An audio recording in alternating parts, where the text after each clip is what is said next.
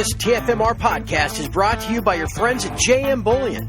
Visit jmbullion.com for all your gold and silver bullion needs. Welcome back to your TF Metals Report podcast highlights for the week of February the 20th, 2023. We haven't been able to do this for a couple of weeks as we've been traveling, but now let's get back after it. The week began with a U.S. market holiday on Monday, so there's not much U.S. trading that day. So we'll skip right away to Tuesday the 21st, a pickup of COMEX trading U.S. markets. And one of the things that caught our eye that day was copper. If you've been following along so far this year, you know copper, zinc, nickel, lead, all of the base metals have a very compelling supply-demand picture. And it's something that could ultimately impact silver as the year goes along. So when copper surged on Tuesday, it sure caught our eye. And that was all part of what we discussed back on Tuesday, the 21st. 3 charts to go. I mentioned copper. Look at this. Now, this is the March contract, right?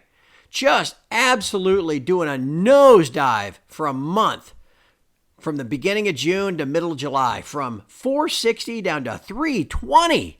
Holy Toledo. And then kind of banging around, failing to get above its 50-day. But once it did in early November, it blasted through there, which made you think, okay, that's over with. And it now made successively higher highs and higher lows, coming back and testing the 50-day for support in early January and again last week.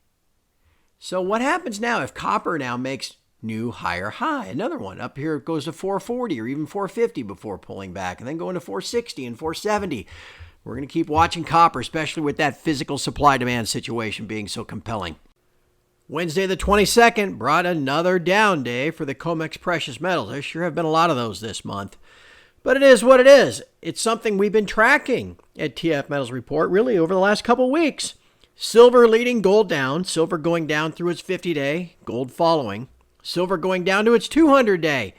Soon gold will probably follow there too. So on Wednesday, we took a close look at the daily charts of both COMEX gold and COMEX silver and try to discern if there was any type of bottom coming for this latest pullback. Gold on the daily chart, again, just reiterating. Again, 1840 is an important level on that ladder, and we've broken below there. So now that we've done that, again, I first put a cube in this area between 1800 and 1820 with the 200-day moving average right in the middle. I first did that at least 2 weeks ago. Okay? Well, here we are. It certainly looks like we're headed there now. And why would you say that? Well, because silver had already done that last week. Gotten into its little cube that I gave you a couple weeks ago. Between 21 and 2150. 21 is a very important number. Because when it broke down through 22 for the first time last year, it was 21 where it found support. Then when it gave away 21, it went to 18. And then as you can see in the left side of this chart, kept banging up against 21.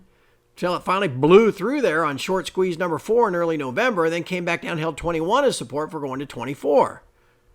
So this area, this little rectangle here is very important, right? So far, so good. Today, yeah, sucked. But it is not the end of the world, right? So until and unless we violate the 200-day in silver and break below 21, then I don't think the downside in COMEX gold is any less than what we've been talking about. Its own little cube I just showed you, the 200-day and 1810 or so. Again, 1810 being almost a full 50% retracement of the move off the low. And you can see it here in September. All right, it's in silver. September 1st low around 1750 goes to 2450. Take 350 off, you get 21. 50%. Sometimes during periods like this where the selling seems to come at you day after day, it can get pretty tedious and kind of difficult to find something new and different to talk about. But we found something in the gold chart on Thursday the 23rd that merits discussion. Similarity to other times in the past where gold has come down sharply and then finally bottomed. Now, this little bit of analysis suggests that maybe there's a little more downside to go before gold bottoms, but it certainly is something of interest. And I encourage you to listen to this next part of your podcast highlights. Now, note, I want to just show you a kind of a, I don't want to get, I never like to get too heavy into just a straight up TA. I mainly want, this is mainly more of a pattern, but the TA term we're going to use are flags, all right? So on the left-hand side of this chart, price is coming down last fall, right? And coming down rather sharply, right, in August and then into September. As it's falling to the first low, now, as we know, back in the front month of December, it was bottoming out at 1625. But here now, using the April chart, it's more like 1650, okay, because of the contango of the board. But the charts look the same. That's the price doesn't really matter. But notice how this works. Okay, you're coming straight down out of the left-hand side of this chart, and then you flag kind of diagonally up. What is that? For about 6 candles. But this is just a bear flag where it says number 1 pointing down on it. And then what? After that flag's done, it drops again from 1760 down to 1700. And then it flags again, this time horizontally for about 5 or 6 days, and then drops to the final low here of 1650. And then you got this huge short squeeze that happened late September into the 1st of October of 100 some odd bucks in about 5 days, all right? And then we came down and bottomed at the same level a couple times, and it was finally off to the races. Okay, look at the same bubbles in the upper right of this chart. Okay, the big, massive breakdown that told you the party was over earlier this month. But then look at the first flag. Again, it's diagonal, kind of slanting upward, right? This time for about 3 days. And then, boom, the bottom drops out from 1900 to 1840 over the course of 5 or 6 days. And now look what happened. Then we flagged sideways, thus the number 2, just like that number 2 back in September. That's why I think the final drop here is what's coming. Just like the final drop in September down to that level was, marked the first trip down to that low that was ultimately the low. I think that final drop, so we've had 1 flag, diagonal, 2 flag, sideways. Third one, just now, third extension drop is something that comes down here to this 200-day moving average or maybe even 1800.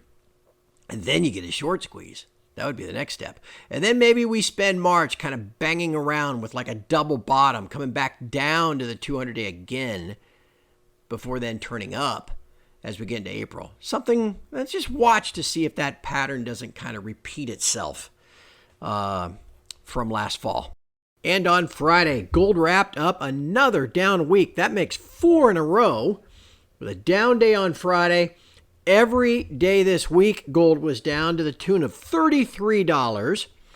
And it's finally looking to wrap up some of this decline. It's finding some support near its 200-day moving average.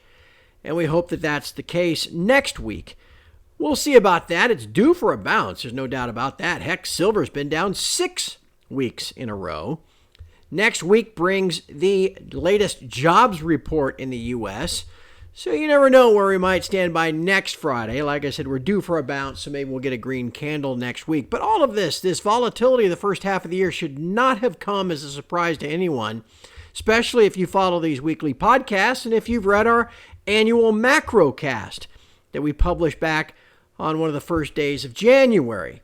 It's this first half of the year when gold and silver were set to struggle and go sideways and shake you off and shake you out of your positions. It's the back half of the year as we get closer to 2024 and the deep recession that is coming, the rate cuts that are coming, the renewed QE that is coming. That's going to set the stage for the next bull market. But we'll worry about that when that comes. Between now and then, we're just going to have to probably deal with more weeks like this that are more frustrating than fun. Hopefully you have a fun weekend, and we'll be back here again next week with another one of these TF Metals Report podcast highlights.